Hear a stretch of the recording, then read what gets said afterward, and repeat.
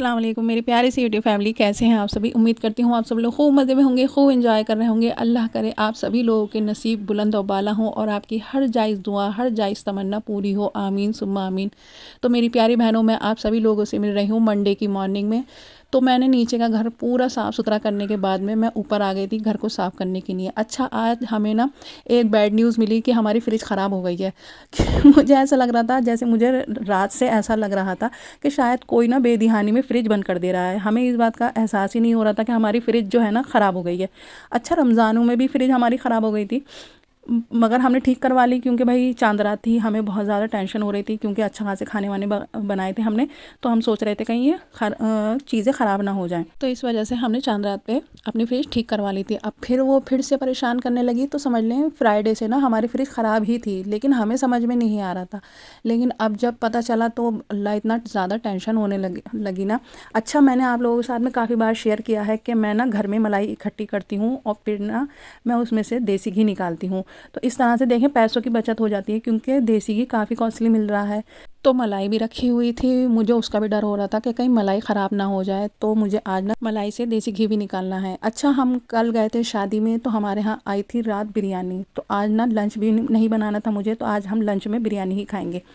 अच्छा, क्या होता है कि कभी कभी ना कुछ लोग आपकी चीज़ों को टोक देते हैं और फिर आपको ख़ुद को नहीं पता चलता कि भाई हमारी चीज़ों को नज़र लग रही है, टोक लग रही है। बहुत सारे लोग ऐसे होते हैं ना जिनकी सोच ना नेगेटिव होती है एकदम से। मैं क्या कहूँ उनके बारे में कि जब बोलेंगे गलत ही बोलेंगे। कुछ लोग आपकी जान पहचान में भी होंगे कि जब उनका मुंह खुलेगा ना तो उनके मुंह से कुछ ना कुछ ऐसी ही बात निकलेगी कि हाय अल्लाह, तुम्हारे घर में तो नई फ्रिज आ गई, हाय अल्लाह, तुमने तो इतने अच्छे कपड़े पहन रखे हैं। एक्स वाई जेड के आपके घर में कुछ भी अच्छा हो रहा है तो उनके मुंह से माशाल्लाह की जगह हाय अल्लाह, मतलब हाय हाय निकलती रहती है मुंह से कि हाय तुमने नए कपड़े पहने हैं, हाय तुम्हारा घर अच्छा लग रहा है, हाय तुम तुम बहुत घर का काम करती हो। तो उनको खुद को भी, खैर उन बेचारों को खुद को भी नहीं पता होता कि अपने मुंह से वो कौन से वर्ड निकाल रहे हैं और सामने वाले की चीज़ों पे हाई भी पड़ सकती है। ऐसे ही कुछ लोग नेगेटिव सोच के भी मालिक होते हैं कि उनको हमेशा नेगेटिव ही सोचना होता है, नेगेटिव ही बात करनी होती है, नेगेटिविटी ही फैलानी होती है। किस तरह से फैलाएंगे कि जैसे कि आपको किसी ने कुछ बुरा कहा, ठीक है, लेकिन आपका नेचर क्या है, आपका नेचर है इग्नोर करने वाला, कि कोई बुरा कह रहा है कहता रहे, मुझे क्या लेना देना, है ना। लेकिन उन लोगों को बहुत टेंशन होने लग जाएगी कि अरे तुम्हें तो दूसरे इंसान ने ऐसा कहा था, तुमने कोई जवाब क्यों नहीं दिया। अब आप उनसे ये कहोगी कि भाई मेरा नेचर नहीं है। बहुत सारी लेडीज़ ऐसी होती हैं उनका नेचर नहीं होता, वो किसी को भी जवाब देना ज़रूरी नहीं समझती। और मेरी नज़र में वो लेडीज़ बहुत अच्छी होती हैं जिनको इस बात से कोई लेना देना ही नहीं होता कि उनके बारे में कोई बोल क्या रहा है। उनको सिर्फ इस बात से मतलब होती है कि हम सही हैं, बस बात ख़त्म हो जाती है। लेकिन नेगेटिव सोच के जो लोग होते हैं उनको बहुत ज़्यादा चिढ़ मचने लगती है कि अरे भाई ये तो लड़ती ही नहीं है, इसको तो गुस्सा ही नहीं आता, ये तो दूसरों के जाके मुँह ही नहीं लगती। बस ऐसे जब नेगेटिव लोग आपके आसपास होते हैं ना, तो उनको पहचानना बहुत आसान हो जाता है कि वो आपको हमेशा बुराइयां ही करते हुए मिलेंगे, किसी ना किसी की आपसे बुराइयां आके रोएंगे। अब आप सबसे पहले इस बात का अंदाज़ा लगा लो कि जब वो किसी और की बुराई आपसे कर रहे हैं तो आपकी बुराई भी दूसरी जगह जाके वो 100% करेंगे। ऐसे लोगों से क्या करना है, बहुत सलीके के साथ में दो जवाब देने हैं कि पहला, जैसे ही वो बुराई करना स्टार्ट करें तो उनको वहीं के वहीं रोक दीजिए।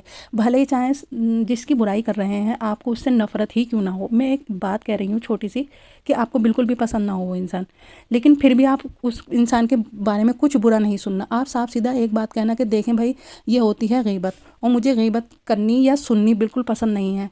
तो जो नेगेटिव बंदा होगा ना उसको तो ऐसा लगेगा कि अरे मेरे ऊपर तो इसने कितना बड़ा जुल्म ढा दिया कि ये मेरे साथ में बुराइयाँ नहीं कर रही। फिर वो क्या कहेंगे, अरे हम बुराई थोड़ी कर रहे हैं, हम तो बस तुम्हें बता रहे हैं। तो आप फिर दोबारा में यही बात कहो कि मुझे किसी के बारे में ऐसी बात सुनना ही पसंद नहीं है, तो वो नेगेटिव सोच वाला बंदा आपसे बिल्कुल दूर हो जाएगा। ठीक हो गया। दूसरी चीज़ आपको क्या करना होगा, आपको देखें दूसरों को बदलने के काम पे बिल्कुल नहीं लगना है। क्यों? क्योंकि आप दुनिया वालों को बदल ही नहीं सकती। कहते हैं ना कि बोलते हुए का मुंह नहीं पकड़ सकते, मगर मारते हुए का हाथ पकड़ सकते हैं। अगर कोई आपको मारने आ रहा है तब आप उसका हाथ पकड़ लोगी, लेकिन अगर कोई बोल रहा है तो आप उसकी ज़बान किस तरह पकड़ोगी। आलतू फालतू बोलने वाला इंसान इतनी बकवास कर जाता है कभी कभी कि उसको खुद को एहसास नहीं होता कि वो खुद की बेइज्जती कहाँ बैठ के कर रहा है ना। तो ऐसे लोगों को मुंह लगाने से बहुत ज़्यादा बेहतर है खामोशी इख्तियार कर लेना। दूसरी चीज़ यही है, जो दूसरा पॉइंट है ना यही है, मेरी मम्मी क्या करती हैं, मेरी मम्मी से आके बहुत सारे लोग बहुत सारी बातें करने की कोशिश करते हैं, लेकिन जब वो देखते हैं कि इनको तो मेरी बातें सुनने में कोई इंटरेस्ट ही नहीं है, इन्होंने तो बस एक बात कह के पीछा छुड़ा लिया कि भाई गीबत करना मुझे पसंद नहीं है, तो फिर वो जो होते हैं ना वो मेरी मम्मी से दूर हट जाते हैं। इससे हमारे दो फ़ायदे हो रहे हैं। पहला, हमारे नाम पे कोई बात नहीं लग रही कि भाई उस इंसान ने ये कहा तो हमने ये कह दिया, क्योंकि बाय चांस इंसान गुस्से में कभी ना कभी कुछ ना कुछ तो बोल ही पड़ता है। लेकिन आप ऐसे इंसान से अपने आप को बचा लोगे तो आपके मुँह से कोई बात निकलेगी ही नहीं। फिर आपके नाम पे भी बिल कम फटेंगे कि भाई फ़लाँ की बेटी ने तो ऐसा कह दिया, फ़लाँ की दुल्हन ने तो ऐसा कह दिया, चलो हम कह रहे थे तो कह रहे थे, लेकिन उसने भी तो ऐसा कहा। तो आप इन बातों से भी बच जाओगे मेरी प्यारी बहनों। अच्छा देखें, बीच बीच में मैं आपको बता देती हूँ कि मैं यहाँ क्या कर रही थी। मैंने निकाल लिया था मलाई से देसी घी, और जितने भी बर्तन गंदे हुए थे मैंने वो भी वॉश कर दिए थे, और देखिए माशाल्लाह घी भी निकल आया है। अच्छा, बर्फ़ हमें ना बाज़ार से मंगाना पड़ा, क्योंकि बर्फ़ तो था ही नहीं और बर्फ़ की ज़रूरत थी, तो इसलिए हमने मार्केट से मंगाया, तो वो ही मैं आपको उससे पहले दिखा रही थी। अच्छा माशाल्लाह आधा किलो के करीब घी निकल आया था, तो अल्हम्दुलिल्लाह नुकसान होने से तो खैर बच गया। अब मैं मिल रही हूँ आप सभी लोगों से डिनर टाइम में, और मैं बना रही हूँ अरबी गोश्त। तो मैं इसकी फ़ाइनल लुक आपको नहीं दिखा पाई, क्योंकि हमारे घर में आ गए थे मेहमान, तो उनको बहुत जल्दी जाना था, तो हमने खाने के लिए तो फ़िलहाल उन्हें रोक ही लिया था। साथ में मैंने बनाया था, मतलब अरबी गोश्त तो मैंने बनाया था, लेकिन उनकी वजह से मैंने दही फुल्की बना ली थी, और बाज़ार से हमने मंगा लिया था चिकन, और साथ ही बना ली थी मैंने रोटी। तो क्या कहते हैं, बस जल्दी जल्दी इतनी हो रही थी ना कि बस वो जाने जाने को जो कर रहे थे ना, तो इस वजह से मैं आपको फाइनल लुक अरबी गोश्त का भी नहीं दिखा पाई। मैंने सोचा था मैं आप लोगों के साथ में अपना इवनिंग रूटीन शेयर करूंगी, तो मैं वो भी आप लोगों के साथ में नहीं शेयर कर पाई, उसके लिए बहुत बहुत सॉरी। आई होप कि आप इस बात को समझ पाएँ कि जब मेहमान आ जाते हैं और उनको जल्दी होती है, तो आपका बस किसी बात पे नहीं चल पाता, आपको बस इतनी फ़िक्र होती है कि मेरे मेहमान हमारे घर से खुश होके जाएँ। देखिए मेरी प्यारी बहनों, नेगेटिव लोगों से दूर रहने का तीसरा मेन पॉइंट ये है कि आप उनके साथ में डिस्टेंस मेंटेन करें। अगर आप उनको अपने आप से दूर रखेंगे ना, आपका एनवायरनमेंट बहुत अच्छा होगा। आपके पास आस-पास रहने वाले लोग हमेशा अच्छे होने चाहिए। अच्छी सोहबत हमेशा अच्छी बातें सिखाती है।